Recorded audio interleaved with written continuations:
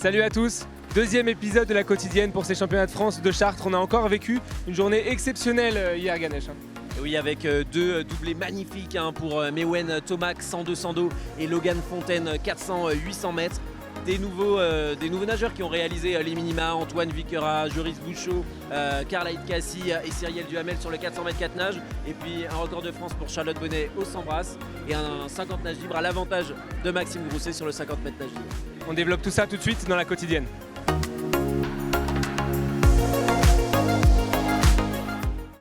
Le doublé pour Mewen Tomac, 100-200 dos. Le doublé pour Logan Fontaine, 400-800, des nageurs qui réalisent d'excellents championnats.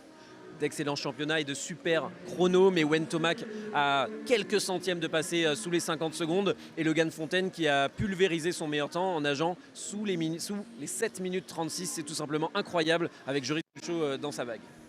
4 nouveaux nageurs qui ont réalisé les minima à Ganesh. Ce soir, on ne peut plus parler de qualifiés puisqu'on est en attente de validation de la direction technique nationale puisqu'ils sont 17 pour 16 places. En tout cas, Antoine Viquera, Carla Cassie, Cyrielle Duhamel et Joris Bouchot ont réalisé les critères demandés par la direction technique nationale. Oui, on a vu un très beau duel, notamment entre Antoine et Carl qui a tenu presque jusqu'à la fin sur ce 200 brasses. Et puis une Cyrielle Duhamel qui est revenue au plus haut niveau en signant 4 minutes 33 secondes sur ce 400 mètres 4 nages. C'est un très beau chrono qui la place très bien au niveau mondial. Donc on a hâte de voir s'ils seront de l'équipe de France et surtout ce qu'ils pourront faire à Melbourne. Et Joris Bouchot aussi qui a tenu sur ce 800 mètres, qui a fait une très belle course bien construite. Il était derrière Logan Fontaine et puis il est revenu petit à petit pour finir quand même derrière Logan Fontaine. Mais en tout cas, il a réalisé une très belle course et son meilleur temps. 3,49, 3,46, ce sont ces temps de passage. C'est vous dire à quel point cette course était intense et équilibrée. Donc on a pris beaucoup de plaisir à la regarder. Et justement, on écoute les nouveaux qualifiés, Cyrielle Duhamel, Antoine Viquera et Carla Cassie. En fait, à l'entraînement, je m'éclate. Et j'aime bien ce qu'on fait, j'aime bien parce que ça me change beaucoup de ce que je faisais avant et j'avais besoin de changement et c'est chose faite. Et là, je ne m'attendais pas du tout à faire ce chrono-là parce que c'est 4,33 pour moi, c'est ouf parce que je ne suis pas une nageuse de bassin de 25. Donc je suis vraiment super heureuse. Oui, je m'attendais, je le voyais à chaque virage. Je me demandais quand est-ce qu'il allait craquer, mais c'était bien de voir quelqu'un à mon niveau. Ça pousse. Je pense que ce qui fait... c'est le bassin de 25 mètres, ça va être pas mal avec les murs. Pour se relancer, c'est vrai qu'en bassin de 50, il faut garder la continuité, j'ai un peu de mal. Et là, avec les virages, c'est vrai qu'avec l'impulsion, ça permet de se relancer à chaque fois.